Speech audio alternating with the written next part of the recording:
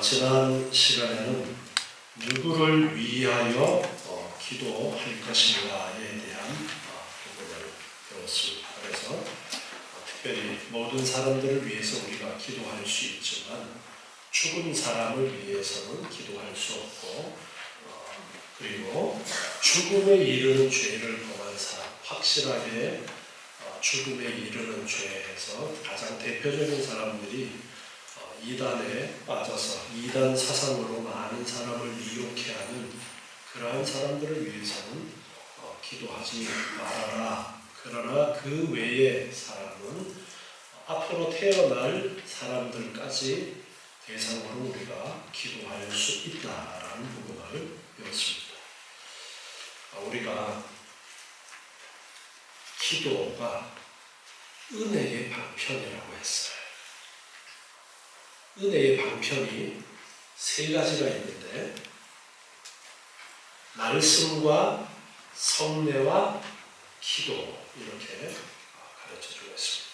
하나님께서 우리에게 은혜를 주시는 통로가 말씀과 성례와 그리고 기도라는 것입니다. 우리가 기도를 참 많이 하고 기도를 쉽게 하는데 그 기도에 하나님의 은혜의 통로가 있음을 알고 우리가 기도에 대해서 더욱더 자세하게 바르게 또한 우리가 배워 나가고 있습니다. 우리 주일날 오후 시간에 이렇게 계속해서 교리들을 배우고 있습니다. 교리는 믿음의 선배들이 성경을 이해하는데 아주 도움이 될 수 있는 그런 뼈다귀를 추려놓은 것이 교리라고 할 수가 있습니다.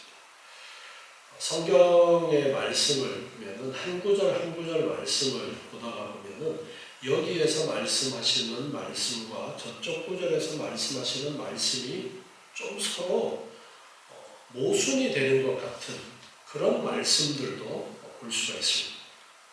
그러나 성경 전체를 통해서 그 말씀들을 해석해 나가면은 여기에서 이렇게 말씀하신 이유가 있고 저기에서 저렇게 말씀하신 이유가 있습니다. 서로 강조하는 부분이 다르고 강조하는 대상이 다름으로써 전혀 다른 말씀인 것 같은 그러한 말씀을 하는 경우들도 있습니다.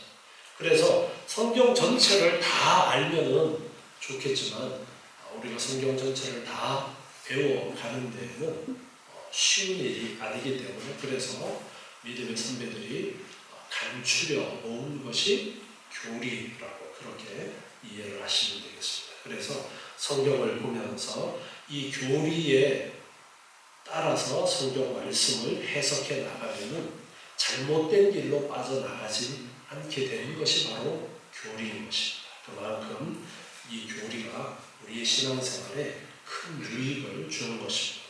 교리가 없어도 우리가 하나님의 말씀을 보면서 배워나가고 할 수 있지만 큰 유익이 되는 것이 또한 교리이기 때문에 그래서 전통적으로 개혁교회에서는 주일날 오후 시간에 교리 교육을 하는 경우가 많이 있었습니다. 그래서 우리도 지금 오랜 시간 이렇게 교리를 배워가고 있습니다. 처음에 배울 때는 잘 모르겠고 좀 딱딱하기도 한 것 같고 그렇지만 시간 거듭해서 거듭 우리 대우리 문단도 지금 두 번째 배우는 것인데요.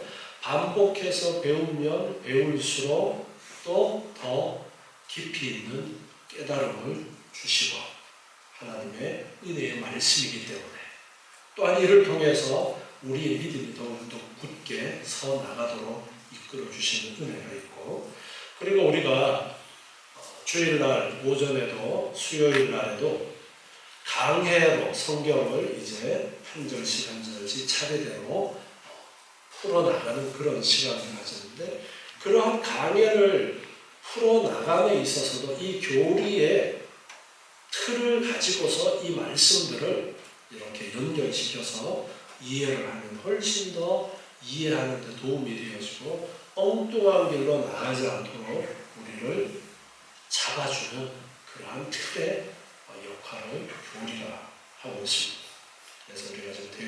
이제 거의 마지막 부분을 배우고 있는데 183문을 배우도록 하겠습니다. 기도에 대한 부분입니다. 우리는 무엇을 위하여 기도해야 합니까? 우리는 하나님의 영광과 그의 영광과 우리 자신과 다른 사람들의 선을 위하여 기도하시나 무엇이든지 불법적인 것을 위하여 기도해서는 안 됩니다. 누구를 위해서 기도할 것인가를 말씀했고 이제는 무엇을 위해서 기도할 것인가를 말씀하고 있습니다. 무엇을 위해서 기도할 것인가? 세상 사람들도 기도를 합니다. 세상 사람들의 기도는 자기 소원을 빌면서 이렇게 해주세요, 저렇게 해주세요. 우리나라 옛날 사극 보면은 뭘 떠놓고 빌어요? 물 떠놓고 누구한테 빌어요? 천지신명이시. 천지신명이 하나님 아니에요? 그런데 천지신명이라고 하는데 기도의 대상을 정확하게 잘 몰라요. 그런데 뭔가 어떤 큰 존재가 있다면 내 기도 좀 들어주세요 그러면서 비는 거예요. 그리고 뭔가 큰 나무를 보고서 저기에도 뭔가 대단한 게 있지 않을까 가서 비르고, 큰 바위를 보고서도 비르고, 큰 산을 보고서도 비르고, 하늘에 떠있는 달을 보고도, 하늘 보고도, 별을 보고도 혹시 들어주지 않을까 비르고. 그런데 그 비는 것을 기도라고 우리나라에서는 흔히 그렇게 이야기를 하죠.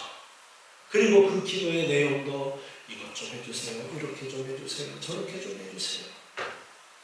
그러면 우리가 지금 기도를 배우고 있잖아요. 우리 그리스도인들이, 하나님의 자녀들이, 예수님을 그리스도로 믿는 사람들이, 예수님을 하나님의 아들로 믿는 사람들이 기도를 합니다. 누구한테 기도해요? 누구에게 기도하죠? 우리는 하나님께 기도합니다. 삼위일체 하나님께 기도해요. 우리의 기도의 대상은 분명합니다. 천사에게 기도하는 것도 아니고 마리아에게 기도하는 것도 아니고요. 목사에게 기도하는 것도 아니에요. 신부님에게 기도하는 것도 아니고 교황님에게 기도하는 것도 아니고 오직 삼위일체 하나님이 우리의 기도의 대상이에요. 삼위일체 하나님께만 우리가 기도해야 돼요. 그런데 이 기도에서 무엇을 기도해야 되느냐? 그걸 오늘 말씀하고 있는데 하나님의 영광과 교회의 평강과 이렇게 말씀하고 있어요. 우리는 우리들 자신과 다른 사람들의 선을 위하여 기도할 것이다라는 이 부분만 주로 나와 내 주변의 사람들을 위해서 기도하는 것은 많이 하지만 하나님의 영광과 교회의 평강 이런 것에 대해서는 많이 기도하지 않는 것이 보편적으로 사람들의 기도입니다. 그리고 제가 기도라고 하면은 그저 이거 들어주세요, 저거 들어주세요만 기도의 내용이 아니라고 했죠. 우리 대유리 문답에서도 기도에 대한 내용은 하나님을 찬양하고 하나님을 높이고 하나님을 감사하는 그러한 내용이 오히려 선배들이 기도한 성경의 기도의 내용들을 보면 그런 내용이 더 많더라. 이런 것을 제가 여러 번 얘기를 했습니다. 그래서 무엇을 위해서 기도해야 될지를 대유리 문답에서도 먼저 하나님의 영광을 말씀하고 있습니다. 그리고 교회의 평강을 위해서. 자, 교회 그럼 여러분 가장 먼저 뭐가 떠올라야 돼요? 교회 그러면 우리 인천 나루터 교회가 가장 먼저 떠오르면 안 되고 교회라고 하면 예수님을 머리로 하는 온 우주적인 교회, 하나님의 백성들이 다 함께 있는 그 교회를 여러분 떠올리세요. 교회를. 자꾸만 우리 교회만 떠올리면 교회의 의미를 잘못 이해할 수 있어요. 그래서 하나님의 영광을 위해서 우리가 기도를 하고 그리고 교회를 위해서 기도를 하는데 그 교회의 평강을 위해서 작게 이야기하면 우리 인천 나루토 교회의 평강을 위해서 우리 인천 나루토 교회를 위해서 기도하라는 거예요. 그래서 하나님의 영광과 교회의 평강을 위해서 기도하고 그 다음으로 우리 자신들과 다른 사람들의 선을 위해서 기도하라. 선을 위해서. 그러나 무엇이든지 불법적인 것을 위해서 기도해서는 안 된다. 불법적인 것을 위해서는 기도해서는 안 된다. 야고보서 4장 3절 말씀에 보면요. 야고보서 4장 3절에 구하여도 받지 못하면 정령으로 쓰려고 잘못 구하느니라 그렇게 말씀하고 있어요.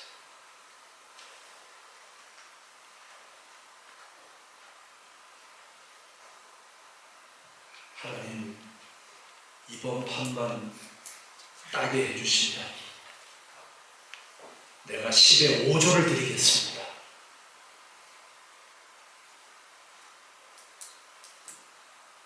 그렇게 기도하라는 거예요? 하지 말라는 거예요?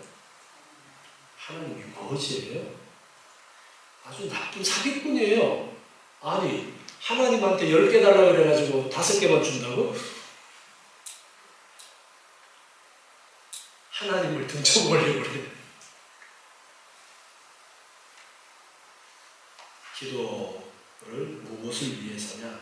하나님의 영광과 교회와 그리고 나와 내 주변의 사람들을 위해서 기도를 하는데 악을 위해서 불법적인 것을 위해서는 기도해서는 안 되고 선을 위해서 기도하라는 거예요. 다음에 이제 185문을 봅니다. 우리는 어떻게 기도해야 합니까? 우리는 하나님에 대한 위험에 대한 엄숙한 이유와 우리의 성인의 물담과 필요한 기도와 죄에 대한 깊은 지식과 공허하며 사랑하는 믿음을 가지고 이에 믿음이 성실히 생활하는 위해서부터 하나님을 하여 세대의 성도들이 조금하고 기도해야 하지 않습니까? 어떻게 기도를 해야 할까라는 이제 그런 질문을 던지면서 가르쳐 주고 있습니다. 먼저 우리는 하나님에 대한 위험에 대한 엄숙한 이해와 우리 자신의 무가치함과 필요한 것들과 죄에 대한 깊은 의식과 통회라고 말씀하면서 기도할 때에 우리가 기억하고 생각해야 될 것이 있다는 거예요. 기도할 때에 기도가 어디에서 나와야 되느냐? 기도가 여기서 나오는 게 아니에요. 기도가 입에서 나오는 것이 아니라 어디에서 나와야 되느냐? 우리 속 깊은 곳에서 나와야 되는 거예요. 깊은 곳에서 나올 때에 어디를 거쳐서 나오느냐? 제가 왜 머리를 이야기할까요? 생각 없이 말하지 말라는 거예요. 우리 속 깊은 곳의 것을 생각을 깊이 하고 그리고 나서 어디로 나오는 거예요? 입을 통해서나 아니면 말을 안 하고도 기도할 수 있죠. 우리 생각으로 하는 거예요. 그래서 하나님의 위엄에 대한 엄숙한 이해가 있어야 됩니다. 그래서 하나님의 위엄을 깨닫고서 기도해야 되는데 전도서 5장 1절에 보면요.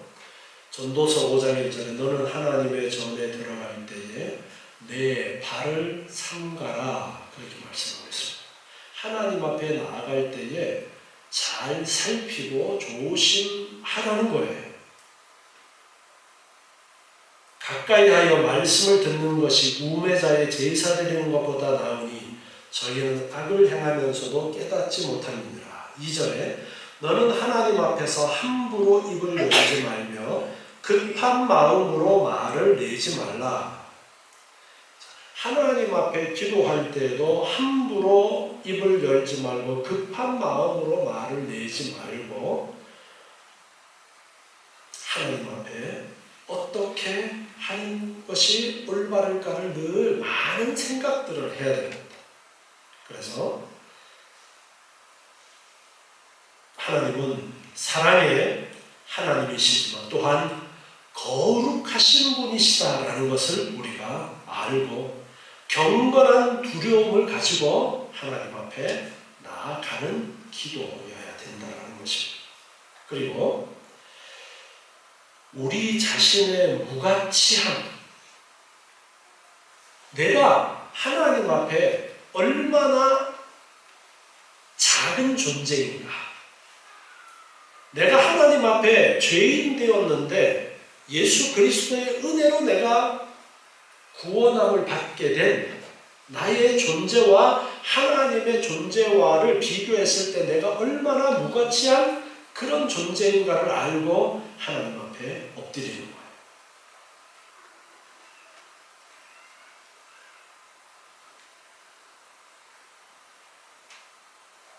간절함이 거기에서 나올 수가 있는 것이죠.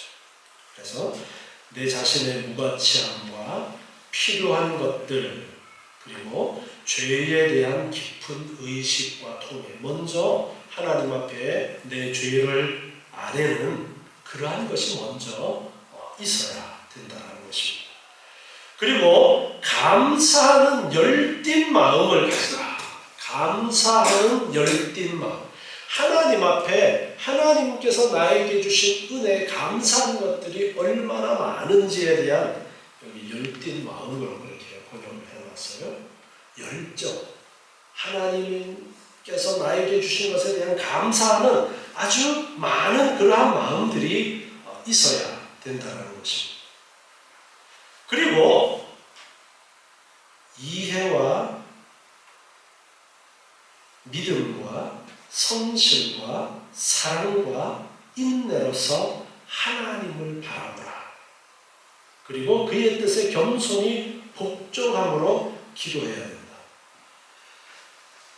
여기에 이해라는 것을 말씀하고 있습니다. 하나님의 뜻을 알고 기도해야 된다는 거예요. 그래서 우리가 기도라는 것이 그냥 하나님 이거 주세요 저거 주세요 단순하게 그런 것이 아니라 기도가 어떻게 은혜의 수단이 되느냐, 기도하는 그 시간에 하나님을 생각하고 하나님이 주신 은혜를 생각하면서 감사하는 그러한 기도가 나오고, 내가 얼마나 하나님 앞에 무가치한 존재인가를 살피면서 하나님을 바라보는 그 자세가 기도에 있어야 된다. 그래서 믿음, 그리고 성실과 사랑과 인내로서 하나님을 바라본다라고 그렇게 말씀하고 있습니다. 마태복음 5장 3절에 보면요, 마태복음 5장 3절에 심령이 가난한 자는 복이 있나니 천국이 저희 것이며. 자, 제가 이 마태복음 5장 3절을 설교할 때에 이 가난한 자는 돈 없는 가난함이 아니라 심령이 가난한데 그 가난이라는 의미가 거지라고 했어요. 거지여서 정말 당신이 나에게 오늘 한 푼 도와주지 않으면 나는 굶어 죽을 수밖에 없습니다라는 그 간절함이 이 말 속에 포함이 되어 있는 것이라고 했어요. 그래서 하나님을 향해서 심령이 가난하다라는 것은 하나님의 은혜가 없이는 저는 살아갈 수 없습니다. 우리 인간을 이해하면 우리 인간은 하나님의 도움 없이는 살아갈 수 없는 그런 존재입니다. 하나님의 은혜가 없이는 사단이 나를 계속해서 미혹하고 있기 때문에 넘어질 수밖에 없는 그런 연약한 존재인 거예요. 그래서 하나님을 바라보면서 하나님 나를 도와주십시오. 그렇게 기도하는 거예요. 하나님을 바라보는 거예요. 그래서 이렇게 하나님의 간절히 바라보면서 기도를 해야 되는 겁니다. 그리고 복종함으로 기도하라 또한 그렇게 말씀하고 있습니다. 하나님의 말씀에 따라서 순종하려는 그러한 의지가 필요한데요. 아브라함에게 아들 이삭을 바치라고 하실 때에 기도해보고 결정했을까요? 아브라함에게 하나님이 아들 이삭을 바치라 그래요. 하나님 제가 기도 한번 해보고 결정할게요. 어땠을 것 같아요? 아니 누구한테 기도하는데 하나님이 바치라는데 하나님이 바치라는데 기도해보고 결정할게요. 그 말이 웃긴 거예요. 그죠? 자, 그러면 우리도 우리 생활 속에서 하나님의 뜻을 알아야 돼요. 하나님의 뜻을 아는데 그 하나님의 뜻을 받아들일지 말지 기도한다. 말이 되는 거예요? 안 되는 거예요? 안 되는 거예요. 하나님의 뜻을 알았으면 어떻게 기도해야 되는 거예요? 하나님, 제가 이 하나님의 뜻을 잘 따라 순종할 수 있도록 해주십시오. 예수님이 그 본보기를 보여주셨어요. 십자가 지는 것 누구의 뜻이에요? 하나님 아버지의 뜻이었죠. 그런데 그때 예수님이 어떻게 기도하십니까? 이거 안 졌으면 좋겠습니다. 십자가 지는 고통이 얼마나 큰 고통인지 잘 알기 때문에 이것 안 졌으면 좋겠습니다. 그러나 나의 원대로 마시고 아버지의 뜻대로 되어지기를 원합니다. 하나님의 뜻이 내 삶 속에 이루어지기를 원합니다. 하나님의 뜻을 내가 깨달았어요. 하나님이 하시는 것이 있어요. 그러면 내가 그것을 잘 순종하며 나갈 수 있도록 하나님 도와주십시오. 힘을 주십시오. 이런 기도를 하는 것이지 하나님 제가 할지 안 할지 기도해보고요. 하나님 이거 해야 돼요 말아야 돼요. 그렇게 기도해서는 안 되겠죠. 그래서 잘 생각을 하고 이해를 하고 그렇게 기도하는 거예요. 그래서 우리는 이 기도라는 것이 함부로 말을 내리는 것이 아니라 진짜 심사숙고하면서 단어 하나하나를 하나님 앞에 내가 지금 서 있는데 하나님을 지금 대하고 서 있는데 그 하나님 앞에 내가 어떤 말을 해야 될까? 그러니까 말을 많이 하는 게 기도의 상수는 아니라는 거예요. 그냥 입에서 따다다다다다다 많이 하는 게 잘하는 게 아니라는 거예요. 정말 간절함이 가득해서 토해져 나오는 그런 기도도 있을 수 있죠. 그러나 일반적으로 우리의 기도는 정말 심사숙고하는 그러한 단어가 기도로 나와야 된다는 거예요. 자, 186문을 봅시다. 하나님께서 기도의 의무에 관한 우리의 지침으로 어떠한 규칙을 주셨습니까?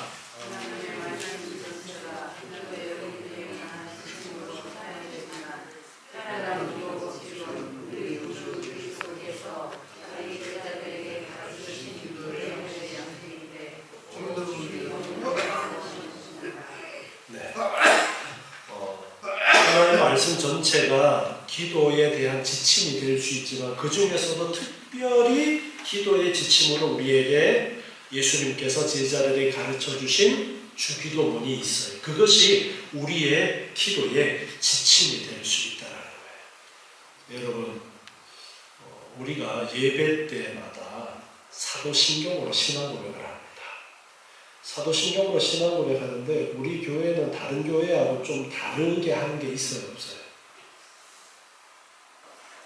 좀 다르게 해요? 똑같이 해요? 다른 교회를 안 가봐서 모르겠어요. 제가 그냥 전능하사 천지를 만드신 하나님 아버지를 내가 믿사오며 그렇게 하지 말고 어떻게 하자라고 말씀드렸어요? 보고 그 의미를 생각하면서 읽어나가자. 그게 나의 고백이라.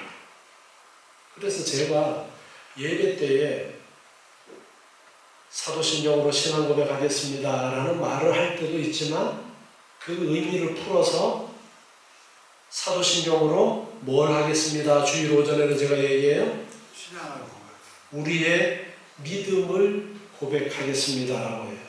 믿음을 고백하겠습니다 하고 신앙 고백하고 같은 말이에요, 다른 말이에요? 같은 말인데 신앙 고백이라는 단어가 어떤 의미를 가지고 있는지 잘 이해가 안 되는 사람들도 있기 때문에 제가 일부러 사도신경으로 우리의 믿음을 고백합시다 라고 해요. 고백하는 거예요. 내가 그 구절 하나는 나는 믿습니다. 나는 믿습니다. 고백하는 거예요. 우리 찬송가 한쪽 표지에 보면은 앞에 뭐가 있어요? 주기도문, 사도신경, 뒤쪽에는 십계명이 있어요. 그런데 지금 우리가 소요리 문답, 대요리 문답 이런 걸 배워보니까 뭘 공부해요? 주기도문, 사도신경, 십계명을 좀 더 풀어서 공부하는 거예요. 그러니까 이 찬송가 이 껍데기에 담아놓은 이 간단한 주기도문과 사도신경과 십계명이 얼마나 중요한 것인가를 알 수가 있는 거예요. 그래서 예배 때마다 고백하는 사도신경이 교리의 가장 함축이라고 볼 수도 있는데 사도신경으로 신앙 고백하는 것이 그냥 의미 없이 누가 빨리 외우나 그렇게 해서는 안 되는 거예요. 그러니까 사도신경으로 신앙 고백할 때마다 그 한 구절 한 구절들을 생각하면서 우리는 우리의 믿음을 고백하는 동시에 우리가 배웠던 교리들을 떠올리면서 고백을 하는 시간을 가지면 우리 신앙이 훨씬 더 큰 유익이 되어져요. 자, 이제 기도에 대해서 배우겠습니다 하고 앞에 서론적으로 길게 하다가 지금 이제 또 뭘 배우는 거예요? 주기도문을 배우는 거예요. 왜? 우리에게 기도의 지침으로 가르쳐 주신 특별한 것이기 때문에 성경 전체가 기도의 지침이지만 특별히 주기도문은 우리에게 기도의 본보기로서 지침으로서 주신 것이다. 자, 다음에 187문 주기도문을 어떻게 사용해야 하는 것입니까?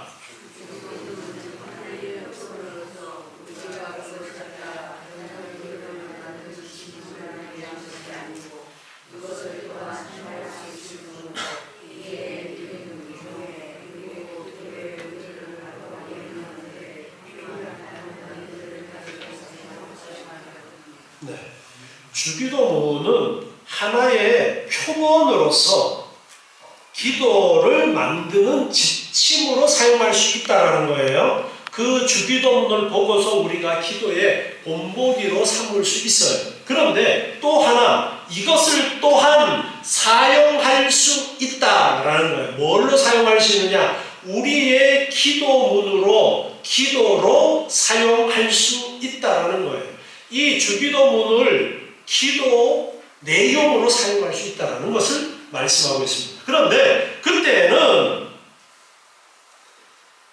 기도의 의무를 올바르게 수행하는 데에 필요한 앞에서 설명했던 그러한 내용인데요. 이해력과 믿음과 경외와 기타 은혜를 가지고 이 주기도문을 나의 기도의 내용으로 사용할 수 있다는 거예요.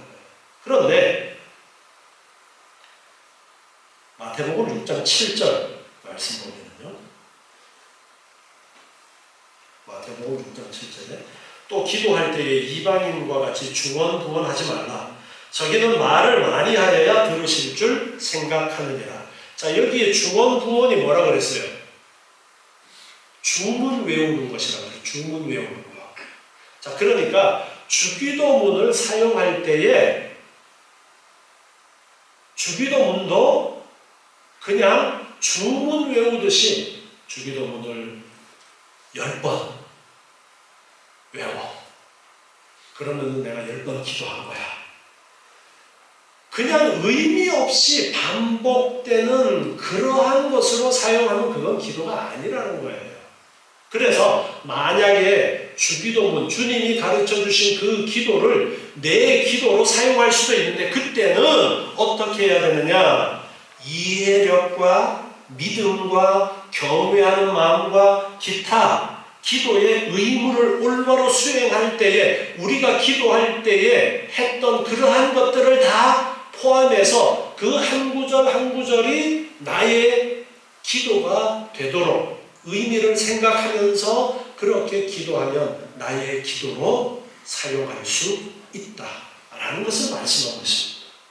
주문처럼 반복해서 외우는 그런 기도로 사용하는 것은 잘못된 거예요. 그것은 아주 잘못하는 거예요. 그래서 주기도문으로 우리가 수요일날 같은 경우에는 마칠 때에 주기도문으로 같이 기도합시다. 제가 그렇게 이야기를 합니다. 그때에 주기도문이 그저 같이 그냥 암송하고 휙 지나가는 것이 아니라 천천히 암송을 하든지 아니면 보고 읽든지 그 내용이 진짜 그 의미를 알고 내가 기도하는 내용으로 기도하는 그 시간을 가지는 시간으로 그렇게 사용되어지면 기도가 되는 거예요. 아주 좋은 기도죠. 그런데 그냥 주문 외우듯이 배운다면 이것은 하나님이 받지 않는 잘못된 기도가 되어버릴 수도 있는 것입니다. 그래서 주기도문이 아주 좋은 기도의 모범이고 우리는 그것을 따라서 기도를 할 수 있고 거기에서 기도의 지침들을 배우는 것입니다. 그래서 다음 시간부터는 이제 구체적으로 그 주기도문의 내용을 배워서 우리의 기도의 지침으로 그렇게 삼게 되어지는데 기도를 말을 많이 한다거나 또 중언부언 똑같은 기도를 반복할 수는 있는데 이방인들이 주문 외우듯이 그런 식으로 되어져서는 안 된다라는 것을 우리가 조심해야 되겠습니다. 기도하겠습니다.